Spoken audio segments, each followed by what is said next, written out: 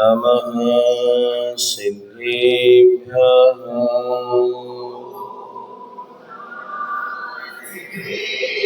ॐ नमः सिद्धेभ्यः।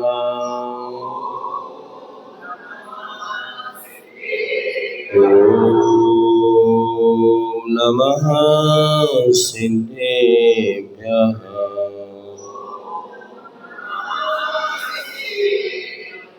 मंगलम भगवान वीरो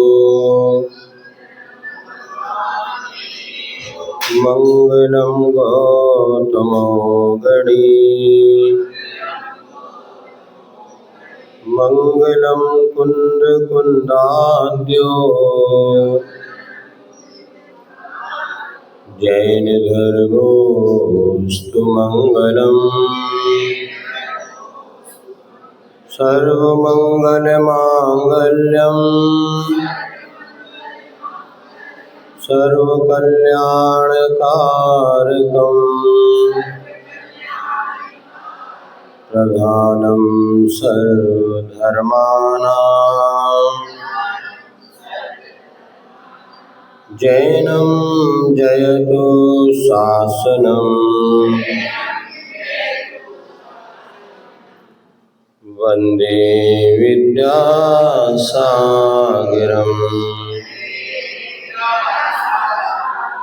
जय बोले अहिंसा परमो धर्म की। शासन नायक भगवान महावीर स्वामी की। आचार्य भगवान श्री कुंद कुंद महाराज की। आचार्य गुरुवर श्री विद्यासागर जी महाराज की।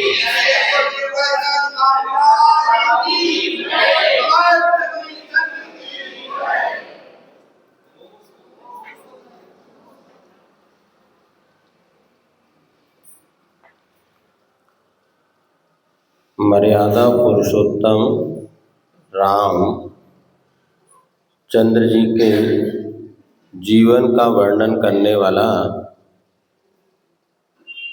ग्रंथ जैन दर्शन में कौन सा है? पद्म पुराण नाम का एक ग्रंथ है। पद्म पुराण ग्रंथ में एक प्रसंग आया है।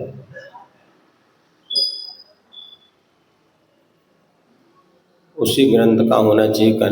एक राजा था और वह राजा अरविंद जो था, राजा अरविंद, वो बीमार पड़ गया और ऐसा बीमार पड़ा कि बहुत से वैद्यों ने उसका इलाज किया किंतु उसको कोई भी आराम नहीं मिला। पूरे शरीर से मानो आग निकल रही हो और उसको शांति नहीं मिल रही थी। एक दिन बताते हैं वो अपने पलंग पर सोया हुआ था। उसी समय छत पर दो छिपकलियां आपस में लड़ रही थी। लड़ती नहीं छिपकलियां, सब लड़ रहे हैं। और वो आपस में लड़ रही थी। लड़ते लड़ते एक दूसरे को उन्होंने काट दिया और जब काटा तो एक छिपकली को खून निकल गया और जैसे ही खून निकला तो खून टपक करके राजा के हाथ पर वो खून गिरा और जैसे राजा के हाथ में खून गिरा तो राजा को लगा कि मुझे बहुत कोई ऐसी औषधि मिल गई जिसने मेरी जलन को शांत कर दिया। शरीर की जो तपन है उससे मुझे शीतलता मिल गई। और राजा ने देखा क्या हुआ, तो ऊपर जब देखा तो छिपकली का खून टपक रहा था। ओहो, ये है मेरे रोग की दवाई। अभी तक सब वैद्यों ने उपचार किया किंतु कुछ लाभ नहीं मिला। आपको आ रही आवाज़ समझ में ना? बस इसलिए सुनो, आपके लिए औषधि बता रहे हैं। ये वाली नहीं, दूसरी बताएंगे। अब यहाँ पर जैसे मिला वो खुश हो गया, प्रसन्न हो गया कि मुझे इस रोग की दवाई मिल गई। और उसने अपने बच्चे को बुलाया, बेटे को, राजकुमार को। बोले बेटा, महीनों से जो अपन पुरुषार्थ कर रहे थे वो सफल नहीं हो रहा था, किंतु आज मुझे अपने रोग की दवाई मिल गई है और बस तुझे उसका इंतजाम करना है। क्या दवाई है बताइए पिताजी, हम तो सब कुछ करने को तैयार हैं। बोले तुझे खून की वावड़ी बनानी है जिसमें खून भरा हो, और जब मैं उसमें स्नान करूँगा ना तो मेरा सारा रोग ठीक हो जाएगा। मैंने इसका अनुभव कर लिया कि जितने स्थान पर खून गिरा था उसने स्थान पर मुझे शीतलता और ठंडक की जो अनुभूति हुई वो आज तक नहीं हुई। अब राजकुमार की आंखें खुली रह गईं। खून की बावड़ी, दूध की कहे, पानी की कहे, कोई रस की कहे तो फिर भी ठीक है, इतना खून कहाँ से लाऊंगा? और खून ऐसे तो मिलना नहीं, कहीं पेड़ पौधे से मिल जाए, कोई केमिकल से बना लो। विज्ञान भी आज नहीं बना पाया बताते हैं। खून तो किसी की बॉडी से खून का निर्माण नहीं हो सकता। सब कुछ बना लिया विज्ञान ने, बड़ी बड़ी खोजें कर दी, किंतु खून चाहिए तो आज भी ब्लड डोनेशन करना पड़ता है। जो किसी की बॉडी से निकाल के दूसरे को खून चढ़ाया जा सकता, नए खून का निर्माण नहीं हो सकता। पिताजी इतना खून कहाँ मिलेगा और आप भी कैसी बातें कर रहे हैं? बोले नहीं, खून मिल जाएगा। कहाँ मिलेगा?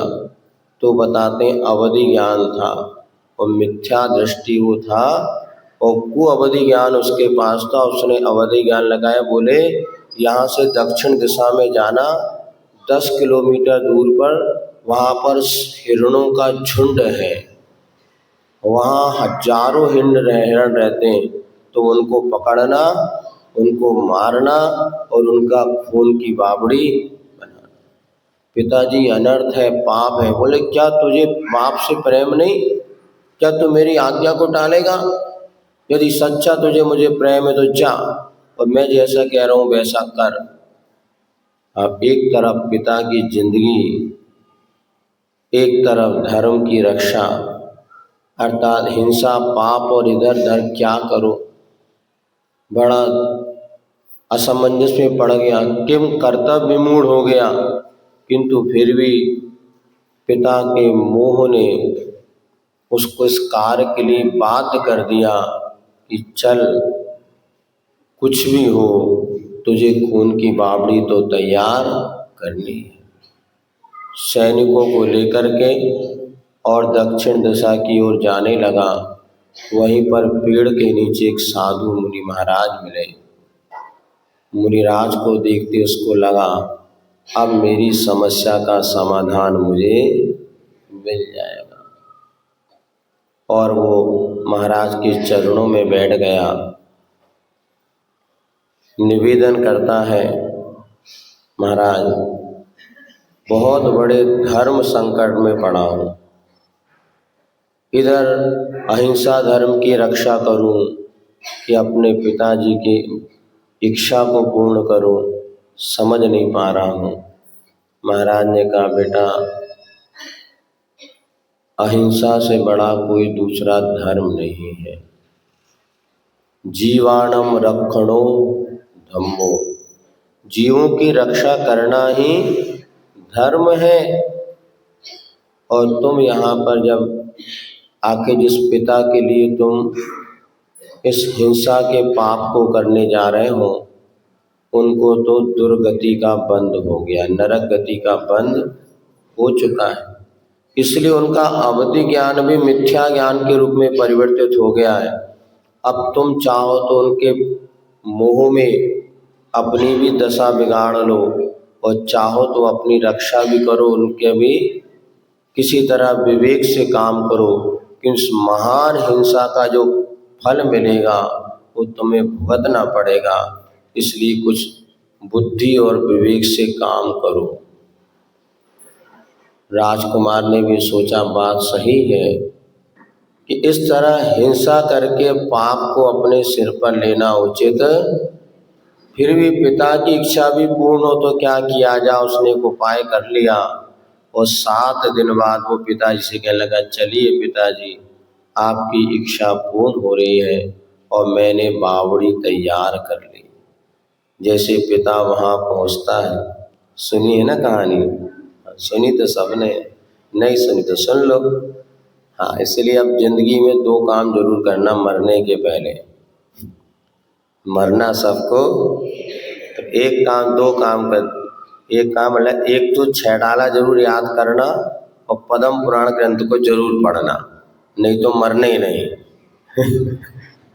6 डाला आती सबको, बढ़िया 6 डाला याद करो, रोज पाठ करो। हम प्रायः सबको नियम देते हैं 108 बार 6 डाला का पाठ करना।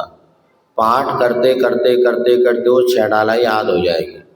और 6 डाला ज्ञान सागर जी कहते थे छोटा समय सार, लघु समय सार है। निगूढ़ से लेकर के सिद्ध बनने की यात्रा का कहीं संक्षेप में और सरल भाषा में वर्णन है, वो है 6 डाला में। हर श्रावक, चाहे वो पढ़ा लिखा हो अथवा ना भी पढ़ा लिखा हो, तो हिंदी तो सबको आती है, संस्कृत भी आती है, लेकिन उतनी अच्छी नहीं आती, हिंदी तो आती है। 3 भुवन में सार वीतराग विज्ञान, तो ये 6 डाला जरूर अपने को पढ़ना है। और जितने लोग हमारी बात सुन रहे हैं, चाहे लाइन सुनो चाहे ऑनलाइन सुनो, मोबाइल में कई लोग सुन रहे, बता रहे थे परसों आगे कि महाराज हम तो रोज शिविर अटेंड कर रहे हैं। हमने कहा कहाँ, आप तो विदिशा में रहते। बोले मोबाइल में पहुंच जाता तो हम सुन लेते हैं। चलो कम से कम लोगों की रुचि है, जो सुन रहा है पुण्यशाली है। अब जो भी सुन रहा है, अब वो क्या करना, 108 बार 6 डाला पढ़ने का नियम बना लो। रोज 2 ढाल पढ़ोगे तो 5 मिनट से ज़्यादा नहीं लगना, लेकिन आप 2-2 ढाल पढ़ेंगे, 3 दिन में 1 ढाल हो जाएगी, साल भर में 6 डाला आपको पूरे कंठ का हार बन जाएगी और मरते दम तक ये काम आएगी। अब एक पंडित जगन मोहन लाल जी शास्त्री बहुत बड़े उत्कृष्ट विद्वान थे। जब उनकी समाधि चल रही थी, जब हमारा क्षुल्लक दीक्षा हुई थी 95 में, 95 में, तब उनकी वहाँ पर संलेखना चल रही थी। उस समय हम ब्रह्मचारी थे, हमने देखा कि वो मात्र 24 घंटे 6 डाला सुनते थे और कुछ नहीं। 6 डाला लगा दो, अब मुझे बड़े बड़े ग्रंथ की कोई आवश्यकता नहीं। और 6 डाला सुनते सुनते वो पूरा तत्व का चिंतन मनन सब करते थे। आचार्य ज्ञान सागर जी भी इसको बहुत महत्वपूर्ण ग्रंथ मानते थे और श्रावकों के लिए सबसे अच्छा सरल और सच्चा ग्रंथ है। तो 6 डाला आप पढ़ना शुरू करो, वक्त मिलेगा तो हम भी उसको कभी बताएंगे, अभी तो इतना समय नहीं है। तो 6 डाला एक तो पढ़ना ही है, सब 2-2 ढाल पढ़ो, नहीं बनेगा तो आप मोबाइल में सबके हैं, उच्चारण भी अच्छे लयबद्धता के साथ पढ़ेंगे तो आनंद आएगा, और लयबद्धता के बिना उतना आनंद नहीं आता। तो धीरे धीरे पढ़ो, लयबद्धता के साथ पढ़ो, और उसका पहले जो हम अक्षर शब्द बोल रहे हैं उसको उच्चारण करो।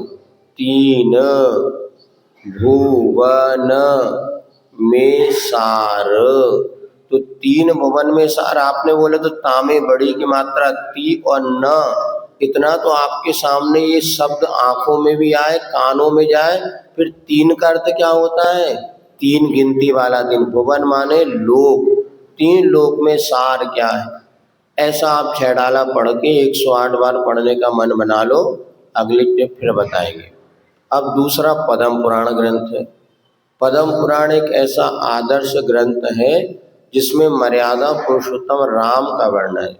राम एक ऐसे पुरुष है जिनको हर दर्शन ने लगभग स्वीकार किया। जैन मानते हैं, हिंदू लोग मानते हैं, और जय श्री राम। एक बच्चा छोटा सा आया, पाठशाला का पढ़ता था, और वो कहाँ की बात है, उस समय हम इधर चिरमिरी तरफ थे, छत्तीसगढ़ और मध्य प्रदेश के बीच में। और वो आया, उस समय वो राम जन्मभूमि का चल रहा था। उसके मम्मी पापा ने कहा महाराज को कुछ सुना, तो उसने नमोकार मंत्र सुना दिया। और कुछ सुना, उसकी जो बिनती आती बिनती सुना दिया। वो कहले और सुनाओ, बोले और क्या सुनाऊं। बोले जय श्री राम। जो आता था वो और सुना दिया, तो जय श्री राम। कुछ नहीं तो वैष्णव दर्शन में जहाँ भी आप देखेंगे रामचंद्र जी को अनेकों भाषाओं में बहुत सारी रामायण लिखी, 350 तरह की रामायण लिखी गई। 350, हमें तो पता ही नहीं था, महाराज ने बता दिया। लेकिन सुने तमिल में, विदेशी सब भाषाओं में। और रामचंद्र जी का जीवन एक ऐसा आदर्श रहा, अपने आप ही पौंचरय, पद्म पुराण, उत्तर पुराण, इन सब में उनका वर्णन है। तो कुछ करो ना करो, पद्म पुराण कई प्रकार के प्रकाशित हो चुके, तो चाहो तो घर में भी ले जाके पढ़ो। घर में सबसे अच्छा है, घर में सामूहिक पति पत्नी बाल बच्चे बैठ के पढ़ो, या 15 मिनट तो हमें स्वाध्याय करना है, और तैयार हो जाते हैं। हमने देखा नातेपुत एक गांव है जहाँ हमारा चातुर्मास हुआ था, घर घर स्वाध्याय होता है।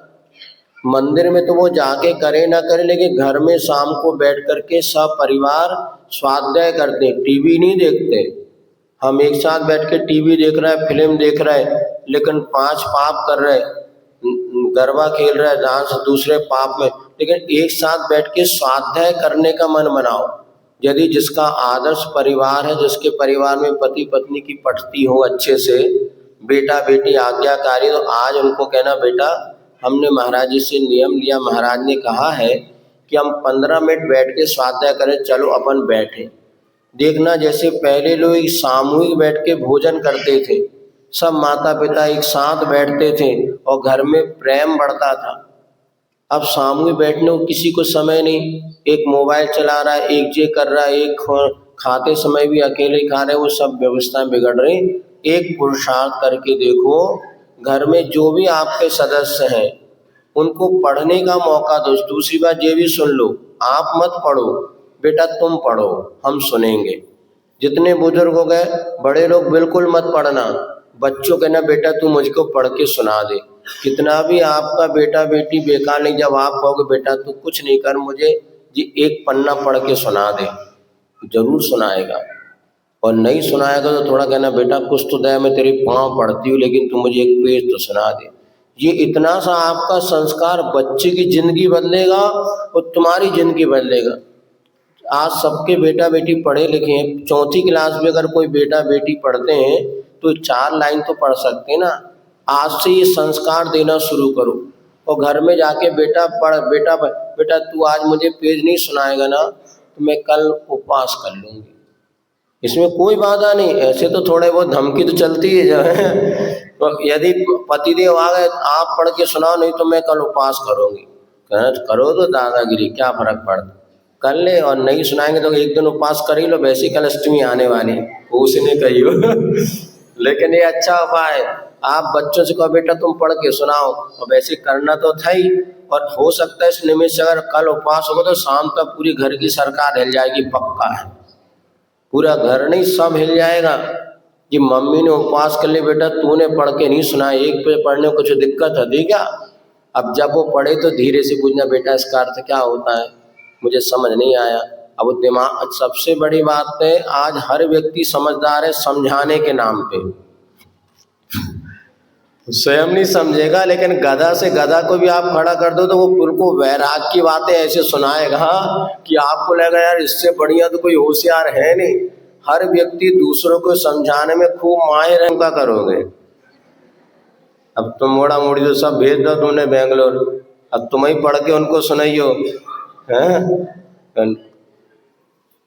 अब क्या करें, अब बचे 2 ही 2, बाकी जो से भी सब चले गए, 2 ही भूत बचे अब घरों में।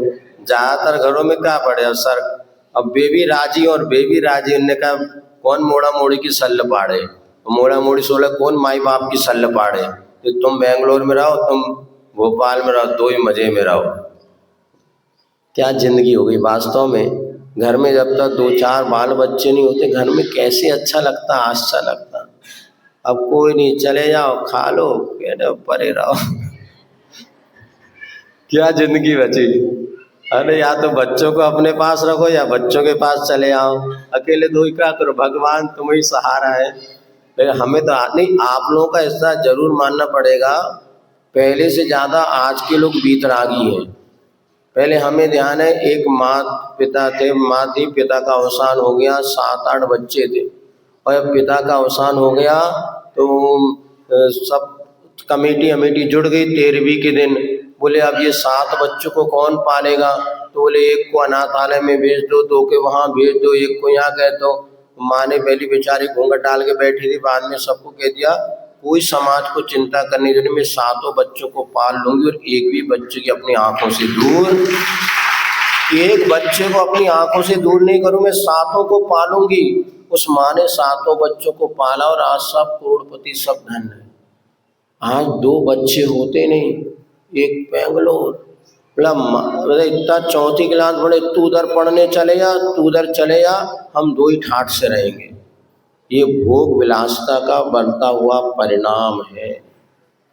मुश्किल से तो 1-2 हो रहे हैं और तुम लोग उनको भी बाहर, हमें बड़ा आश्चर्य लगता है कि पैदा काय को करे, इससे बढ़िया बिना पैदा करे तो सुखी रहते। अब 2 बच्चे हुए, उनमें 2 ही बाहर चले गए तो बचा क्या तुम्हारे पास? गृहस्थ आश्रम में प्रवेश करने का सार क्या रहा? हम तो कहते हैं, हम तो इस पक्ष वाले हैं कि बेटा 50% लाना, लेकिन मेरी आंखों से दूर मत होना, बिल्कुल नहीं भेजना।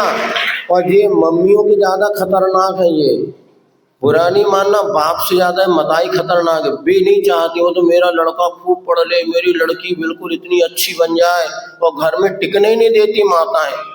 सबकी नहीं कह रहे, लेकिन ज्यादातर हर पिता चाहता है बेटा हमारे पास रहे, कि तो माँ चाहती मेरी लड़की तो हीरोइन बने, मेरी लड़की तो बिल्कुल विदेश में घूमे, और पता नहीं क्या मानसिकता बनी। लड़का, अरे महाराज आप कह रहे बेइज्जती हो जाएगी, सबके बच्चे 95 लाते, हमारा लड़का 60 ले आए।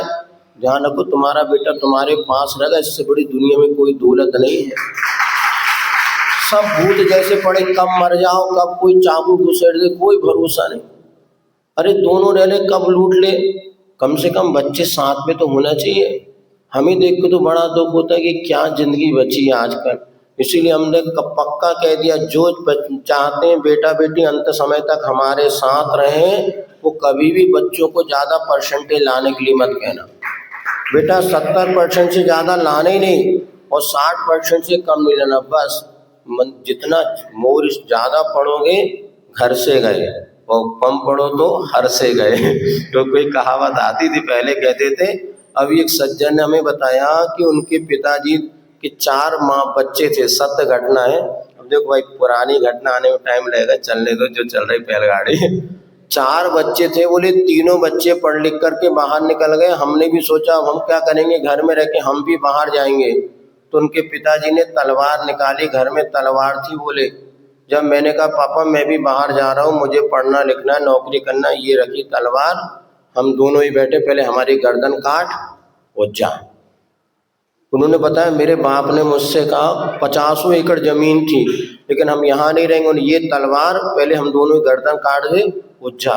इसीलिए पैदा करे क्या, 4 पैदा किए, एक भी हमारी सेवा के लिए नहीं। एक ये संपत्ति, मकान, ठाट बाट, बंगला, इनका क्या होगा? तुमको जाना तू भी जा, और ये रखी। बोले तब मैंने मुंह बंद किया और चुपचाप माँ बाप के साथ अब मुझे यहीं रहना है, जिंदगी में कभी छोड़ के नहीं जाऊंगा। और अभी वो सज्जन के पास लाखों की प्रॉपर्टी है, और उन्होंने बहुत बड़ा विशाल मंदिर और चैत्यालय सब बनाया। पथरिया के वो सज्जन है, वो कोई दूर एक मकान बनाया उन्होंने, लोग वो उन्होंने आके बताया ये स्थिति थी। तो इसलिए लगता है भैया, हम क्यों कहते हैं कम परसेंट लाओ, अरे मम्मियाँ तो टूट पड़ती। बोले महाराज तुम क्या कह रहे हैं, बच्चों की जिंदगी बिगाड़ है। हमने जिंदगी नहीं बिगाड़ है बेटा, तुम्हारी जिंदगी संभाल रहे हैं। और कब 60 से 70% ज्यादा लाने नहीं। बोले क्या होगा, दुनिया में कोई नहीं पूछेगा। अरे कोई नहीं पूछेगा, तुम्हारे पास तो रहेगा, तुम्हें तो पूछेगा, अंत समय में एक गिलास पानी तो पिलाएगा। कई लोग दुखी हैं, महाराज आप पहले मिल गए होते, हम बच्चों इतना पढ़ाते क्यों। एक बार बता रहे थे, 2 बच्चे थे, दोनों बच्चे, सत्य घटना हमारे पास एक व्यक्ति ने दिया। एक बच्चा बेंगलोर में था, एक पूना में था, और दोनों बच्चे जब पति पत्नी दोनों बचे, पत्नी बीमार हो गई तो बच्चे को फोन किया, माँ बीमार हो गई बेटा आ जा। बोले नहीं पापा जी, मम्मी अभी हमारे तबीयत, बच्चों के एग्जाम चल रहे, हम नहीं आ सकते। और आखिर वो माँ मर गई तो दोनों में एक आया। तो बोले बड़ा क्यों नहीं आया। बोले हम लोगों ने निर्णय कर लिया, तो माँ मर गई तू चले आ, बाप मर जाएगा तो मैं चला जाऊंगा। ये सत्य घटना उन्होंने चिट्ठी में लिख के दी, बाप मर जाएगा तो मैं चला जाऊंगा, संपत्ति लेने चले जाएंगे, किंतु कभी माँ बाप की सेवा नहीं। ऐसे कपूतों को कभी भी, हम तो कपूती कहते हैं इनको, संपत्ति के लिए माँ बाप है और दीपावली में आके सामान ले जाने के लिए माँ बाप है, किंतु सेवा करने के लिए माँ बाप नहीं। तो ऐसी स्थिति है। तो पद्म पुराण की चर्चा कर रहे थे, उसमें आप कैसा रामचंद्र जी का आदर्श था थोड़ा पढ़िएगा। और वो रामचंद्र जी का पद्म पुराण एक बार जरूर पढ़ना। हमने एक आध बार पढ़ा, आप सोच रहे हम महाराज लोग मिलकर पढ़ेंगे, और खूब अच्छा उसमें भाव है। पंडित रतन लाल जी जो इंदौर वाले थे, उन्होंने तो 108 बार से ज़्यादा पद्म पुराण पढ़ा।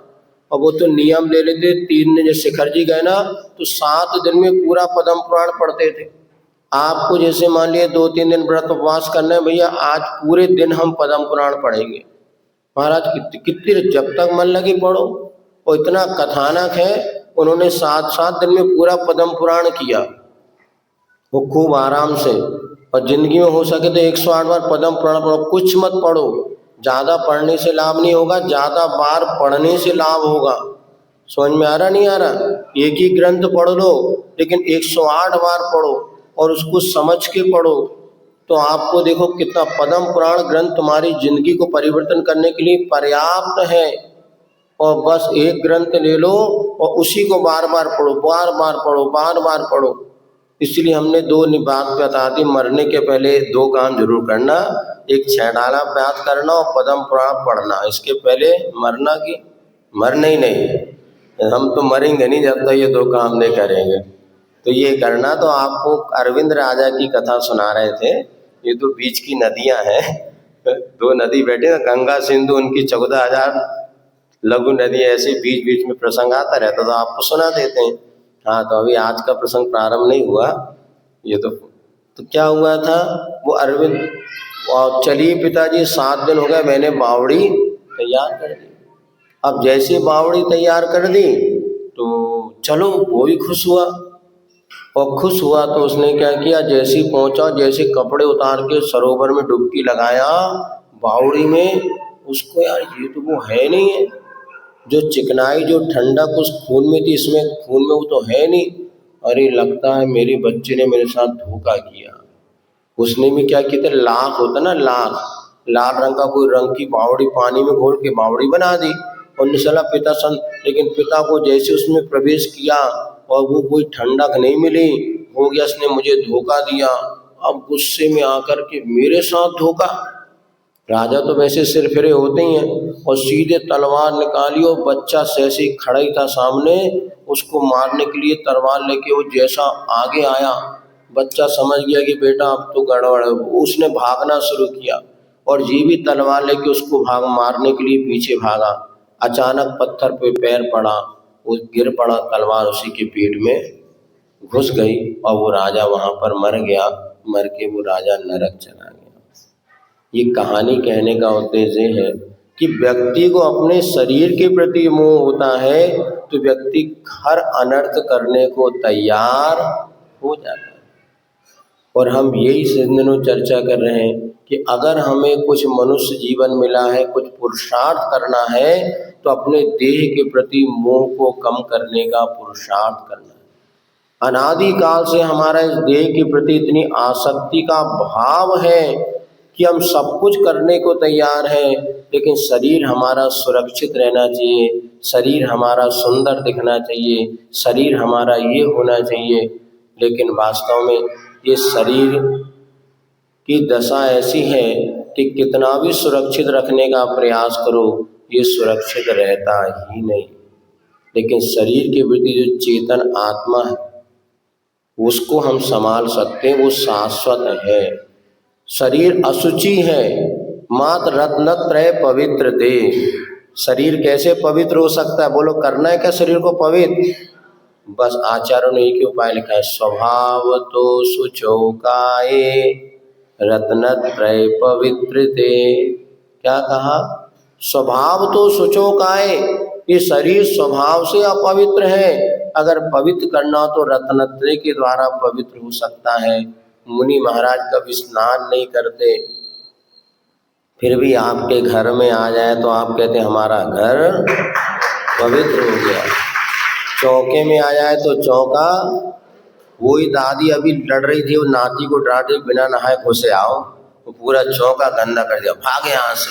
और महाराज आए तो नाती कहते महाराज भी तो नहीं नहाए, महाराज भी तो नहीं नहाए, और तुम महाराज आए तो पवित्र हो गया। कहा है बहू, महाराज अंदर आए तो चौका पवित्र हो गया, और नाती आ गओ तो सफर के आओ तो वो तो फिर भी गंदा कपड़ा पहना भाग गया। क्या हो गया? रत्नत्रय पवित्र थे। आप मंदिर में दर्शन कर रहे थे, आपने पैर धोया और थोड़ा सा पानी उचट किया, पड़ोसी को लग गया, देख के नहीं करते, गंदा पानी लग गया।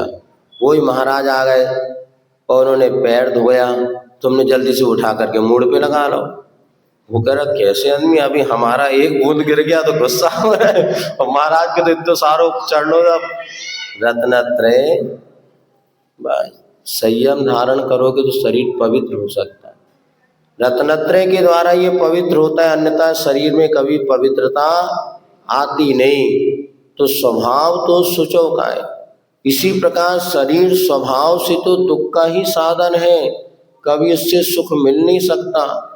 फिर भी हम दुख को कम तो कर सकते हैं, और दुख कम करने का एक ही साधन है, तो शरीर बीमार हो इससे पहले बीमार ना हो इसका हम इलाज करें। एक बार क्या हुआ, एक जगह 26 जनवरी के दिन डॉक्टर को एक व्यक्ति को माला पहनाई जा रही थी एवं सम्मानित किया जा रहा था। किस बात के लिए?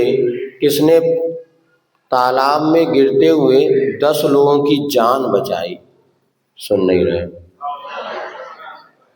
किसको सम्मान किया जा रहा था?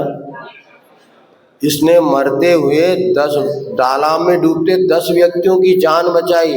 वो बहुत पढ़ा लिखा एजुकेटेड आदमी था, बड़ा उसका सम्मान हो रहा था और बड़ा सेवा भावी था, और स्वयं की जान खतरे में डाल करके उसने 10 लोगों की जान बचाई।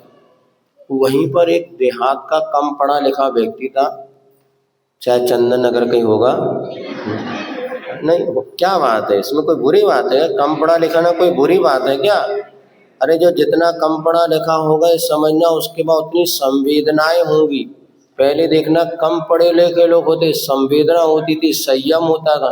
हमारी बुआ जी पहली दूसरी पढ़ी थी, तो ऐसी राइटिंग सब कुछ उनके पास थी कि बड़े बड़े दांतों तले उंगली दबा देते थे, और इतना ज्ञान था, सारे शास्त्र पढ़ती थी, पढ़ाती थी, और अंत समय तक उन्होंने पूरे 13 साल में विधवा हो गई थी, किंतु उन्हें 80 साल तक अपने ब्रह्मचर्य व्रत को निर्दोष पाला।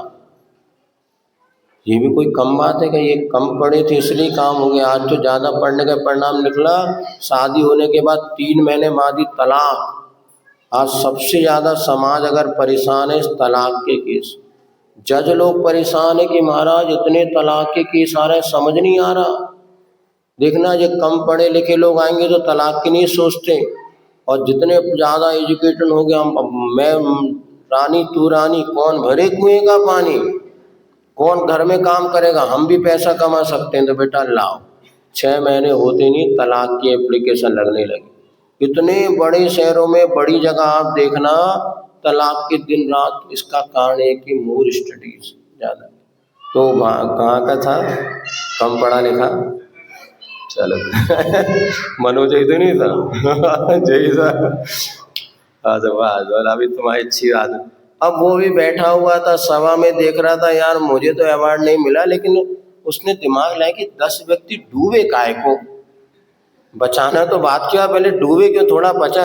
और वो गया उस तालाब के पास, तालाब पे उसने देखा जहाँ पर रास्ता था, सब लोग बच्चे बड़े लोग जाते थे, वहाँ का जो पत्थर था वो टूट गया था, और पानी गिरते गिरते वो चिकना हो गया था, और जो भी वहाँ से जाता था फिसल जाता था, डूब जाता, और ये नीचे खड़ा दिखता था, कौन फिसले तो मैं उसको जाऊँ।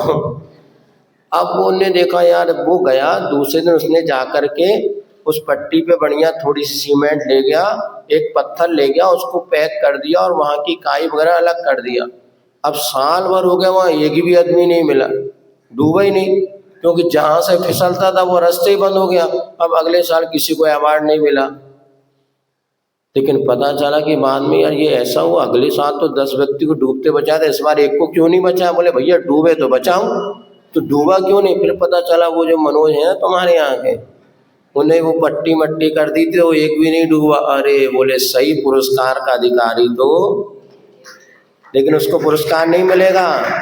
ध्यान रखना, ये पंचम काल है, यहाँ बचाने वाले को पुरस्कार नहीं, वो उसने डूबने ही नहीं दिया उसको पुरस्कार नहीं, जो डूबते को बचाएगा उसको। यही हमारी अज्ञान दशा है। ऐसे आज क्या हो रहा है, पहले बीमार किया जाता है, क्या होता है, पहले व्यक्ति को बीमार कर देते हैं और बीमार करने के बाद फिर दवाई देते हैं। तो भैया पहले बीमार हो काहे को? सुन नहीं रहे? अरे हम कह रहे हैं पहली बात भैया, व्यक्ति बीमार होता कि उस बात पे विचार कर लो ना। हम बीमारी नहीं होंगे तो दवाई की क्या आवश्यकता? नहीं, तुम तो बीमार हो और फिर हमारी दवाई खाओ।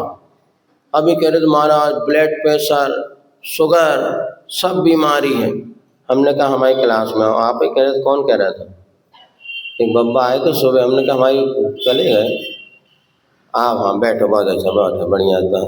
अब कह रहे बीपी है, शुगर है, ये सब है क्यों बताओ? ये जन्मजात बीमारी है क्या बाद में आई है? अब क्यों आई है पहले पता करो ना, आपने बुलाया कि बिना बुलाए आई है? अब कहीं ना कहीं तो इनको जो भी बीमारी हमारे पास आई है ना, उसमें 20% हमारे कर्म का उदय है, 80% हमारा इसमें प्रमाद है। तो हम पहले तो उपाय ये करें कि हम बीमार हो ही ना। जैसे कल आपको एक उपाय बताया है, खाना नहीं खाना, खाना नहीं खाना, नहीं खाना तो 50% आप बीमारी से बच जाएंगे। नहीं थोड़ा सा तो खा लो, काहे को थोड़ा सा खा लो, कल खा लें, आज सादा तो पकड़ो। नहीं, खा लिया और फिर खाने खाने थोड़ा सा, आपको पता ही है जैसे पर्यूषण में क्या होता है, देखो उपवास करेंगे, घर पहुंच गए शाम को, उपवास करोगे, रात में कुछ हो जाए कौन क्या करेगा? हम ही अकेले। थोड़ा काली पी लो, हौले आओ। अब वो काली ऐसे अकेले कैसे पियो? तना कजू खा लो, लो मूंगफली ले लो, अब मूंगफली अकेले खाओगे खांसी हो जाएगी, तना मुनक्का और ले लो। अब मुनक्का तना कैसे खा ले, एक पौवा दूध और ले लो और ले आओ, हो गया काम। शुरुआत हुई थी 1 गिलास पानी से और कहाँ पहुँच गए 1 गिलास रबड़ी पर। अब बीमार हो गए, स्वस्थ रहोगे, बताओ? ऐसी शुरुआत होती ना। इसलिए हम शिवरार्थियों को घर जाने के चक्कर में नहीं रहते, लेकिन वो घर गए तो बेटा फिर मुश्किल ही है। अब ये भी ऐसे करते, वो नाराज हो जाते, क्या करे दोनों? तो नहीं खाना नहीं, हमने मान मंदिर में नियम लिया है, 1 आध घंटा झगड़ा होगा फिर सब ठीक ठाक हो जाएगा। वो वैसे झगड़ा का फर्क पड़ने, अपने धर्म और शरीर की रक्षा के लिए थोड़ी बहुत हो जाए तो खाना नहीं खाना, खाना नहीं खाना तो नहीं खाना। दूसरी बात आपको बताई थी 7 दिन की रस्सी है, ये आप करना शुरू करोगे, आप स्वयं अनुभव करोगे कि हमारे शरीर में बीमारी आने वाली भी होगी तो रुक जाएगी।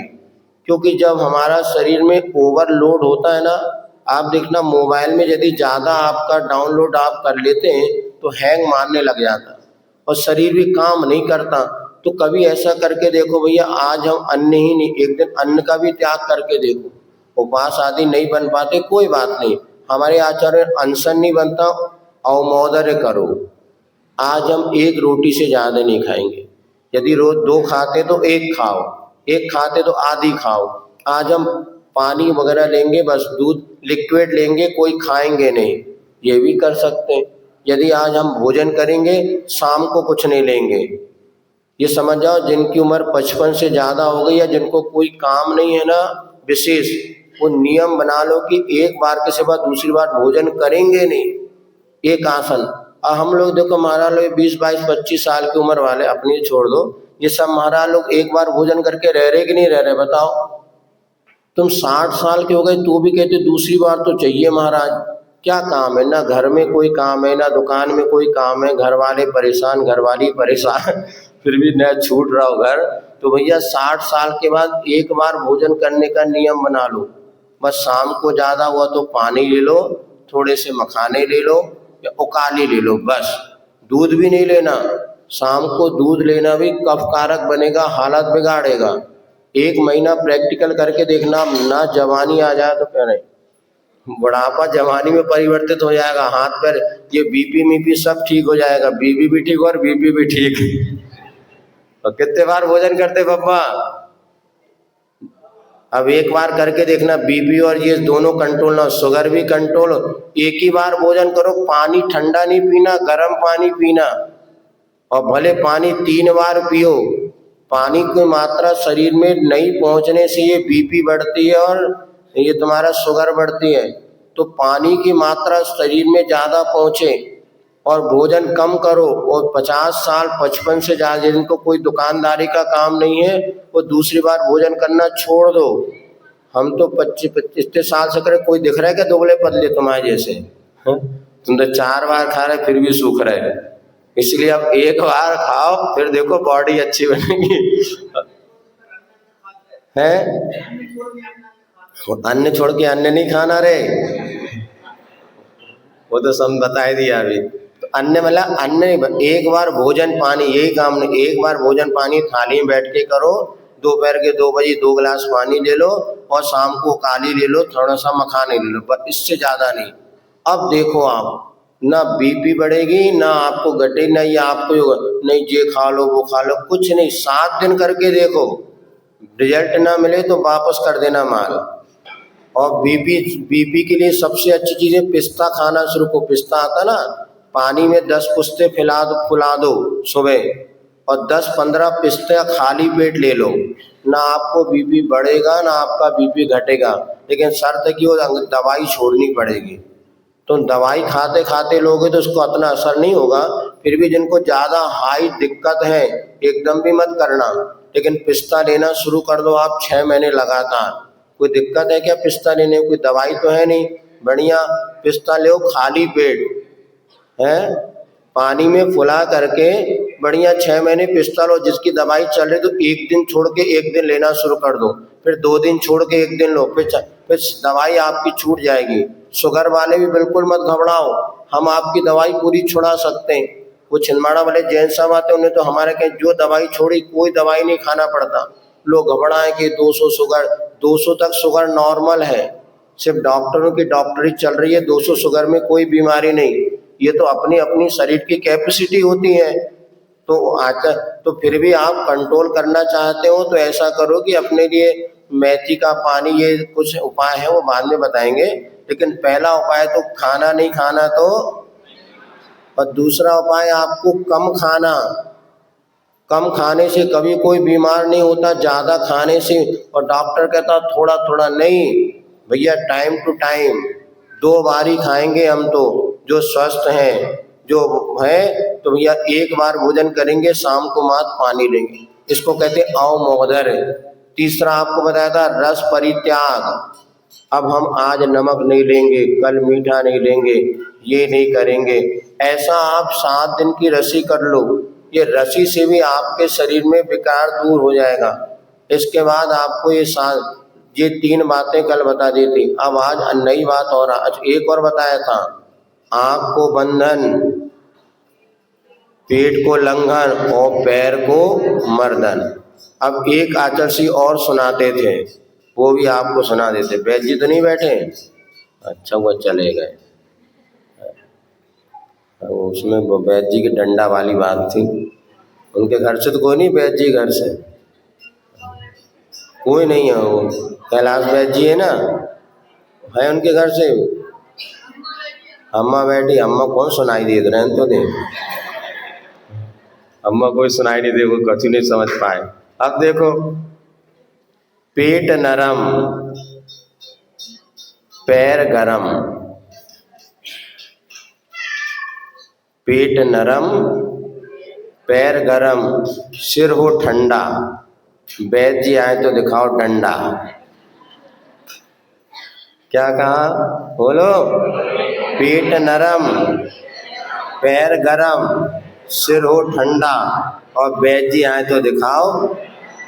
काहे को आए हमारे यहाँ? हमें कोई वैद्य की जरूरत नहीं, कोई डॉक्टर की जरूरत नहीं। देखो आपको बता रहे ये निरोग रहने का, तन स्वस्थ रहने के उपाय। पेट नरम होना चाहिए, नरम माने गुलगुला, पेट को हिला के देखो, यदि गुलगुला है, ठीक है, मुलायम है तो समझना स्वस्थ है, और यदि पेट कड़ा हो गया समझ लेना बीमार। अपना अपना पेट देखो रे, पड़ोसी का नहीं।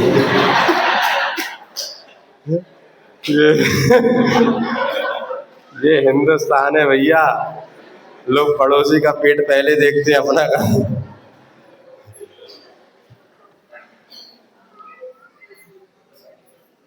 पेट होना चाहिए नरम, अर्थात पेट कड़ा जब हो रहा है समझ लेना हमारे पेट में विकार पैदा हो रहा है, और सारी बीमारी की जड़ कहाँ से शुरू होती है? पेट से।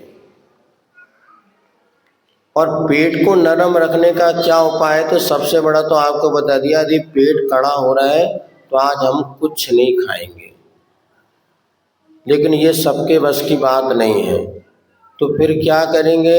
इसमें आपको फिर पानी अकेला ले लो, आज जल उपवास करेंगे। जल उपवास से भी सब कमजोरी लगेगी।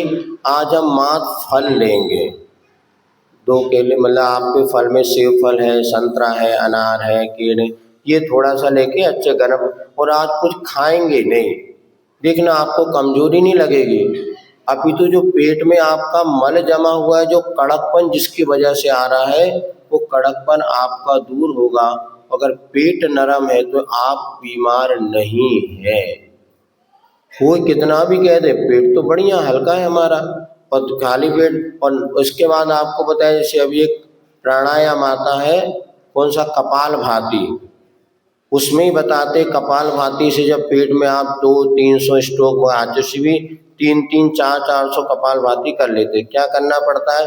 बस आप मोबाइल में देख लेना, रामदेव बाबा सबको सिखा रहे हैं। कपाल भाती से भी पेट नरम। पहली बात तो यदि मल पड़ा है तो कुछ भी कर लो, कुछ नहीं होगा। तो सबसे बढ़िया तो उपाय एक ही है कि उपवास करो। लेकिन कितने उपवास करो?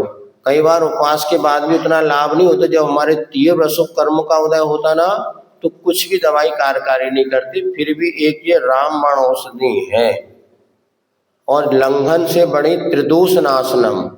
वात पित्त कफ तीनों को दोष करता है, दूर करता है। वो अपने को सबसे बढ़िया पेट नरम रखना। अब एक उपाय ये भी बताते हैं कि कम से कम 7 दिन में 1 दिन या 2 दिन पेट की मालिश करना, सरसों का तेल लेकर के, और अपने हाथ से, दूसरों से नहीं कराना। वो क्या आजकल सूटने मूटने का सिस्टम हो जाता है, उससे और हानि हो जाती है। तो पेट में जो तेल आदि मालिश करने से भी, उसकी भी प्रक्रिया आप ढूंढ लेना कैसे। हम ही सब बता लेंगे तो लोग कहेंगे महाराज अभी मोबाइल चल जाएंगे कि महाराज ही सब बताने लगे। लेकिन ये उपाय 2-3 दिन में एक बार अपने पेट की सरसों के तेल से मालिश अच्छे से कर लो, clockwise, anti clockwise, आगे पीछे, उसमें आप देखेंगे दिया। लेकिन ज़्यादा पहलवानी नहीं करना। कई बार पेट के साथ पहलवानी करो तो क्या होता है, वो आंतें और उलझ जाती हैं। उपवास करो सबसे बढ़िया। उतना नहीं हो पाएगा तो पेट की अच्छे हल्के से 5 मिनट आप मसाज करो, अपने हाथ से लेट गए और अपने हाथ से तेल लगा कर। इससे भी हमने देखा बहुत हल्कापन और पेट का जमा हुआ मल दूर होता है। अब इसके बाद कुछ आसन भी होते हैं। आसन में सबसे बढ़िया, आप प्रतिदिन अगर आप अभ्यास कर सकते हैं तो सीधे लेट जाए और दोनों पंजों को श्वास अंदर भरते हुए दोनों पैरों को उठाएं और 45 डिग्री तक ले जाएं। उसके बाद पुनः पंजों को मोड़ ऊपर की तरफ लेते हुए 10 तक अपनी गिनती करें। फिर श्वास छोड़ते छोड़ते धीरे धीरे धीरे आप ले आए। ये ऐसे आप 3 बार प्रक्रिया करके देखें।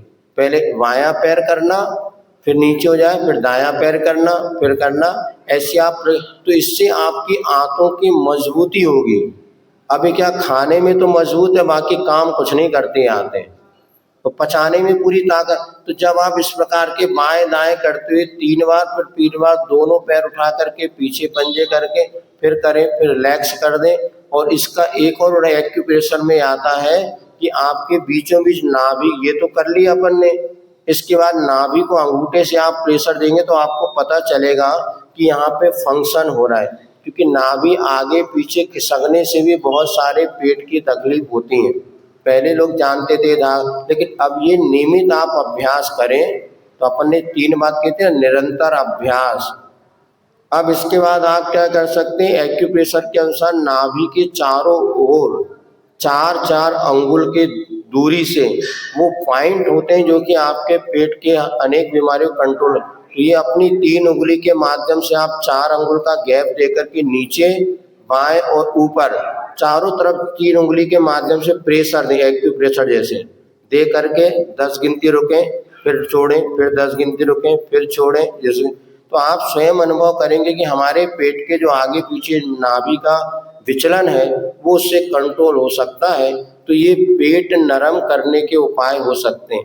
और भी बहुत सारे उपाय आप बता, लेकिन आज पहला क्या है, पेट होना चाहिए नरम। गर्म पानी के सिकाई से भी कई बार क्या होता है, ठंडा आजकल आप लोग ज़्यादा खा लेते हैं। अभी खाते गांव में हमारा चातुर्मास हुआ था, उस समय एक बेटी आई और वो बहुत दुखी थी। बोले हमारी शादी को 9 महीने हो गए, 8 महीने, किंतु ससुराल में हम बहुत बीमार रहते हैं और हमारे पेट में इतना दर्द होता है कि हमने सब जगह दिखा लिया किंतु कहीं लाभ नहीं मिला। बम्बई तक दिखा के आ गए। तो हमने ऐसी पाठशाला पढ़ाती थी, पुरानी परिचित थी बेटी, हम शादी कुक्षी में, कुक्षी है ना, कुक्षी कौन से, कहीं उसकी शादी हुई थी। अब बोले हम तो ससुराल भी नहीं छोड़ सकते और कहाँ जाए, कुछ असमंजस में 8 महीने हो गए। तो हमें ये ध्यान है, हमने बेटा ये बताओ शादी कब हुई तुम्हारी? बोले 6 महीने साथ। तो उस समय मौसम क्या था, गर्मी का मौसम था, और गर्मी का मौसम तो जितने रिश्तेदार हैं ठंडा ठंडा पानी पिलाए और पिए, आइसक्रीम खिलाए, ये ठंडा ठंडा करे। हमें लगा हो ना हो वो ठंड की शीत इसको बैठ गई है। हमने कहा बेटा एक काम करो, तुम 8 दिन गर्म पानी पीने का नियम ले लो, उबला हुआ पानी, अच्छी जैसे चाय पीते ना वैसा पीना। अब चूंकि श्रद्धा तो थी और सब मरता क्या नहीं करता, सारे डॉक्टर को दिखा लिया बम्बई पूरा। अब तो यही हालत है कि वो गांव ससुराल छोड़ के कहीं और बसे। हमने करके देखो, और उसने 7 दिन का नियम पालन किया। 8 दिन वो बेटी आई, बोले महाराज 80% मुझे आराम मिल गया। कारण कुछ नहीं, जो आंतों में सूजन थी गर्म पानी पीने लगी, आंतों की सूजन कम हो गई और उसको दर्द में आराम मिल गया। अब बोले हम ससुराल में रहे, तो ये कारण था। कई बार हम लोग ठंडा ठंडा जो लेते ना, इससे आंतें सूज रही हैं, इसलिए गर्म पानी भी बहुत बढ़िया औषधि है। पेट गड़बड़ लगता हो तो आप उबला पानी अच्छा, पानी में भी जितना आप पानी उबालेंगे उतना ज़्यादा औषधि गुण से युक्त हो जाता है। यदि आपने पानी को उबाल के 75% अगर चला गया, 25% बचा, तो ये आपको बहुत बड़ी औषधि। अभी एक आरिका संघ में आरिका को पूरे हाथ में जलन हो रही थी, आग जैसी बरसती थी, वो इलाज कराया, लाभ नहीं मिला। गुरुजी के पास गए, गुरुजी ऐसी ऐसी तकलीफ है। गुरुजी ने कहा इनको उबला पानी पिलाओ और जब वो 25% बच जाए वो पानी देना। और उन्होंने प्रयोग किया। एक दिन हम चौके में पहुंचे तो वो भी माता जी पहुंच गई। अब उन्होंने कहा महाराज जी हमारा पानी ले।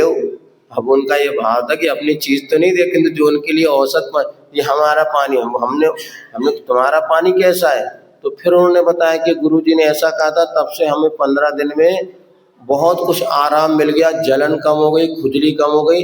और मात करते हैं कि पानी को उबाल करके चाहो तो उसमें चांदी का सिक्का डाल दो, सोने का सिक्का डाल दो, अलग अलग धातु के अलग अलग तांबे, और उसको उबालने के बाद जब इतना ये हमें चल रहा है 15 दिन से पानी, और वो 5 में दीदी 7 में, तो ये हमारा जो औषधि है ये भी आप ले लो, हो सकता है आपके लेने से और औषधि गुण बढ़ जाए। तो हमने कहा अंजलि तो ले लिया, लेकिन ये बात हमें पता चली कि पुस्तक ही है पूरी जल की चिकित्सा, किस समय कौन सा पानी ले इसके माध्यम से चिकित्सा होती है। तो जल ही हमारे लिए पेट को मुलायम करता है, इसलिए पानी अच्छी मात्रा में पियो, अन्न कम खाओ, और कम खाओगे तो सुखी रहोगे, और ज़्यादा खाओगे तो सुखी नहीं रहोगे, अभी आपका शरीर ही आपको दुख का कारण बनेगा।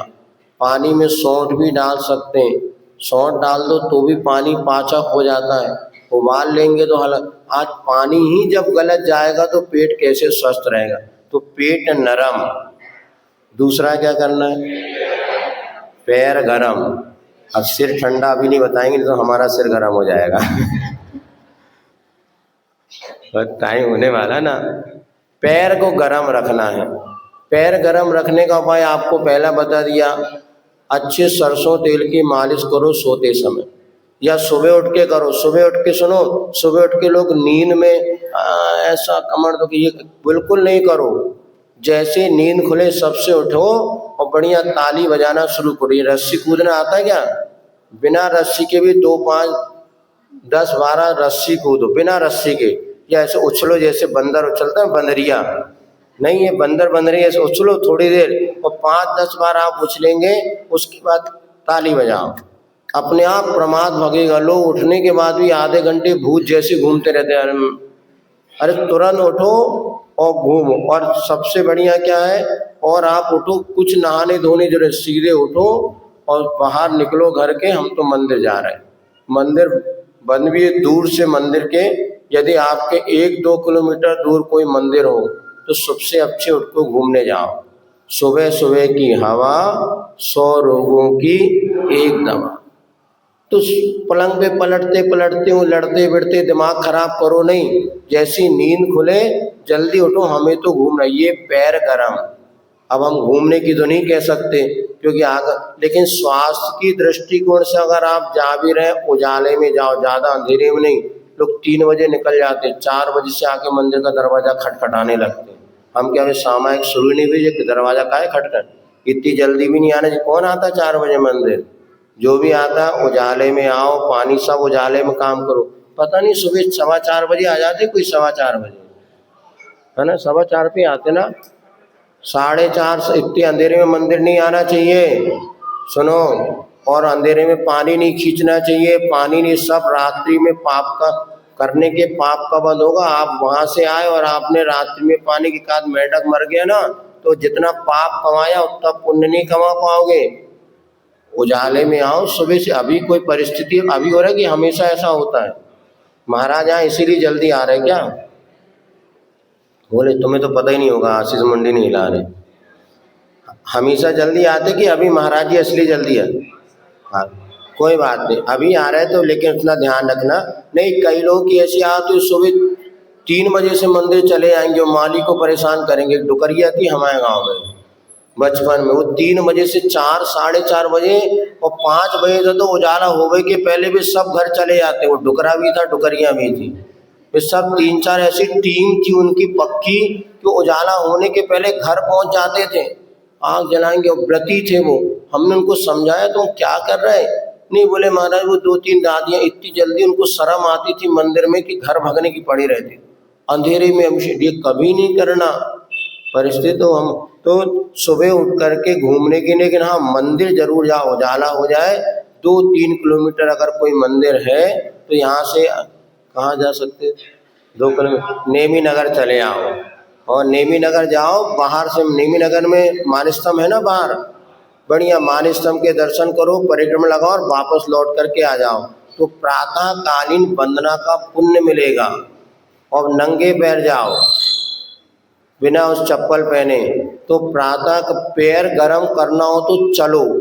अभी जो लोग नियमित चलने का अभ्यास है, अभी हमारे पास सज्जन आते प्रतिदिन 5-6 किलोमीटर चलते हो, आज 70-75 साल के, तो भी उनकी जवानी आप देख लो, कोई बीमारी नहीं, मस्त है। बोले हम तो जब 20 साल के तब से हर रोज हमारा नियम है 4 किलोमीटर चलना। आचार्य श्री शांति सागर जी महाराज कहते थे त्यागी को कम से कम रोज 4 किलोमीटर चलने चाहिए। 2 किलोमीटर सोच के लिए जाओ, 2 किलोमीटर आओ, तो 4 किलोमीटर चलेंगे तो आधी आपकी कोरोना मोरोना वाली कोई समस्या नहीं, क्योंकि आप चलते हैं। तो वैसे आजकल कहने मॉर्निंग वॉक कहते थे, सुबह सुबह घूमे जाओ, पूरा एक लेसन था। अब उठो तो घूमने जाओ, और भूतों जैसे पड़े रहो तो क्या करोगे? इसलिए सबसे बढ़िया जल्दी उठो, और नहीं हो तो एक बोतल ले लो, उसमें भर लो पानी, और दूर पाखाना, जहाँ कहीं जंगल मिले वहाँ जाओ, काम कर लो। तो एक सबसे बड़ी बीमारी यही है कि उतना ही खा रहा है उतना ही मचा रहे तुम लोग। पहले क्या होता था, जहाँ भोजन होता था उसके कम से कम 10 फीट 20 फुट दूर वो शौच कूप होता था। अब सबको अटैच चाहिए, इधर खाना और इधर बाजू में मचाना, ये सबसे बड़ी बीमारी की जड़ है। और भोजन करो, भोजन शौच के लिए दूर जाओ। ये पहले बहुत बताते थे, घर घर बाहर। अब तो ऐसी स्थिति कि यदि तुमने तो इस धर्मशाला में दूर बना दिया तो ये आते ही नहीं आता। बोले सबको अटैच चाहिए, जहाँ रहना वहीं सब कुछ का नहीं। और तीसरा एक आपके सबसे बड़ी बीमारी है वेस्टर्न सीट, तो बच्चे मारे ना कुर्सी में बैठ के, ये तुम्हारी जिंदगी बर्बाद कर देगा। जिनके घरों में धर्मशाला में वेस्टर्न वाली सीट लगा रहे ना, ये सब बच्चे कुर्सी, वो उनके विकलांगों के लिए था जो नीचे नहीं बैठ पाते। तुमने फैशन बना लिया, अच्छा घर है मतलब वेस्टर्न है, और छोटे छोटे मोड़ा मोड़ी, सारी जिंदगी बर्बाद। बीमारी का सबसे बड़ा कारण, जिस घर में वेस्टर्न सीट है आज जाके सबसे पहले निकलवा दो, तोड़ दो, फोड़ दो और फेंक दो, भले तुम्हारे 50,000 घाटा हो जाए लेकिन तुम्हारी जिंदगी बचेगी। और महाराज बैठ के बनता ही नहीं। अरे कैसे नहीं बनता, उखरू बैठती ना, इसको मलासन कहते हैं, अभी बता रहे थे कल परसों, इस पे इतना बड़ा उन्होंने, और बैठ करके उखरू बैठ करके जब आप मल करते हैं तो पेट साफ होता है। आज पेट कड़ा इसलिए भी होता है, पेट साफ नहीं होता। अच्छे उखरू बैठो, और जैसे होता है जो परंपरा से माता पिता सिखाते थे कि कैसे शौच करना खाने से ज्यादा महत्वपूर्ण है, मल का त्याग करना। मल अच्छे से त्याग करोगे तो खाने की इच्छा होती है, पेट अच्छा नहीं होगा तो खाने की भी इच्छा। और यही सबसे बड़ी बीमारी की जड़ की आपका पेट ही साफ नहीं हो रहा। अब ये कुर्सी पे बैठ के तुम करोगे तो कब होगा बताओ। इसीलिए जो अपनी पुरानी परंपरा वही सर्वश्रेष्ठ है। और ये आपको पैर गरम के लिए बता दिया, नहीं तो दूर उठाओ लोटा। कितने गए पहले गांव में गुजरे, कितने गए लोटा लेके गए, लोटा लेके गए, समझ जाओ। और ऐसा नहीं होता कोई गंदगी, भले कहने स्वच्छता अभियान और ये कर, ठीक है अपन उसका निषेध नहीं करते सरकार, लेकिन घरों में भी आपके जो वेस्टर्न है, पहले ये खतरनाक है क्या किसी घरों में? चंदन नगर में सब अच्छे हैं लोग, यहाँ किसी घर में है, किसी घर में वेस्टर्न? हाथ उठाना किसके घर में? आशीष है तो तुम भी जाते क्या? बुढ़ापा है क्या? सुनो, बूढ़ा होने का ये सबसे बड़ा कारण है। जिनके घुटनों में विशेष दर्द हो वो ही करो, नहीं तो बहुत बेकार चीज है। समझ नहीं रहे तुम लोग। अलग सुनो, समझ से उते जाके वेस्टर्न जाएंगे, फिर बाद में मलासन करेंगे, आसन लगाएंगे। उसमें आसन मोबाइल में देखना, मलासन करके टाइप करना, तो बाद में मलासन वही ऐसे करते, ऐसे बैठो जैसे, अरे वहीं बैठ लो ना, भगवान ने प्रकृति से आपको वही व्यवस्था दी है। लेकिन हम बच्चे बच्चे ये कर रहे हैं, फिर ऐसा हाथी जैसे हो रहे हैं कि ना हिल पा रहे ना डुल पा रहे, ऐसे टिक करके बैठ रहे हैं। ये सबसे बड़ी बीमारी की जड़ है। इसको आप आज से मन बनाना, जिनके घरों में है तो मन बनाना, कम इसका रेयर स्थिति में प्रयोग करेंगे। बहुत कठिन था जब कोई हाथ पैर ना, नहीं तो बेटा ये दोनों कूले जो है ना आपके इतने बर्बाद हो जाएंगे कि तुम फुल बेड भी नहीं पाओगे। ये पश्चिमी जो वेस्टर्न आपकी है, ये सबसे आपके घरों में आकर के आपको बीमारी का सबसे बड़ा कारण है। और दूसरा अटैच ये भी बीमारी का कारण है।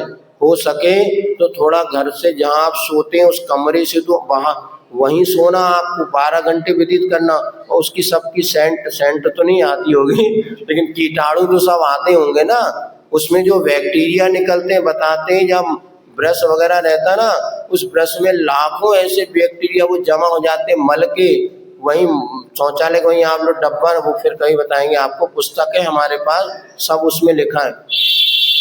इतना करना, पैर गरम है तो सुबह अपने को जिनेंद्र भगवान के दर्शन करने जाओ, पैरों की मालिश करो, और जितना बन सके, सुन नहीं रहे, पैदल ही चलो। बहुत अभी महाराज इतनी दूर है, जल्दी से 2 मिनट में मंदिर पहुंच जाए। अरे 5 मिनट में पहुंच जाना, कुछ खुदा गजब हो रहा था। 5 मिनट जल्दी निकलो, हाय तोबा मचाओगे। और वहां घर है तो भी गाड़ी चाहिए हर महिलाओं को। ये लाड़ी को गाड़ी देख के पांव दुखने लगते हैं। अब तुम लोग दोनों मियाँ बीवी पैदल भी दो, आज हम देख रहे हैं ना सुबह से, बढ़िया गाड़ी भी दो ही बैठे, मोटे मोटे आ गए। अरे गाड़ी भी सोच रही मेरी तो हालत खस्ता हो गई। अरे तुम सुनो, ये बीमारी की जड़ है, आपने पैदल चलना छोड़ दिया। 4 कदम पे मंदिर है तो भी गाड़ी चाहिए। और मंदिर पैदल आने का नियम ले लो। जितने लोग बैठे ना, 1 किलोमीटर तक के कौन है बताओ, जिनका अगर 1 किलोमीटर के भीतर है, 1 किलोमीटर के भीतर भी जिनका घर है, महिलाएं पहले बताओ, सब 1 किलोमीटर दूर वाले बाकी। हाँ तो 1 किलोमीटर दूर है तो पैदल ही आएंगे। सुनो, बहुत अच्छा। उसके भीतर वाले सुनो सुनो, 1 किलोमीटर के अंदर अंदर जिनका घर है उनका नियम है आज से पैदल ही मंदिर आना, भले 5 मिनट लेट हो जाओ। और जो दूर हैं उनको सुबह उठ करके जाओ, नहीं सुबह सीधे जाओ सूखी सेवनिया से वो मंदिर, सुबह जाओ दर्शन करके पैदल आओ, रोज का अभ्यास बनाओ और बढ़िया ऊपर बाहुबली दत्त आदि चढ़ के आओ, नीचे उतरो। इससे बढ़िया कोई दवाई नहीं है। आप जिम जा रहे हैं, ये कर रहे हैं, दुनिया के अनर्थ कर रहे हैं, लेकिन सुबह जल्दी उठ करके घूमने 2-3 किलोमीटर जाओ, पैर की मालिश करो और पश्चिम वाली को छोड़ दो, अपनी पूर्व वाली अच्छी है पर बेस्ट। और ये इसके बाद ये पैर आपके सरसों के तेल की मालिश लगो और ज़्यादा से ज़्यादा पैदल चलोगे, जीव हिंसा से बचोगे, पाप से बचोगे, धर्म भी होगा और आपका शरीर भी स्वस्थ रहेगा। अब तीसरी बात है, सिर हो ठंडा। अब वो कल देखेंगे, वैद्य जी और आ जाएंगे तो उनको बता देंगे कि सिर हो ठंडा। और सिर अगर आपका तेल लगाने से कुछ नहीं होगा, कल के प्रवचन में आपको बताया जाएगा सिर को ठंडा कैसे रखना, कैसे हम तनाव से दूर रहें, आपको तिलतुष मात्र भी सिर में कोई गर्मी ना बढ़े, इसका उपाय कल बताएंगे। आज समय आपका हो गया, इतने रखते हैं। बोले भगवान महावीर स्वामी।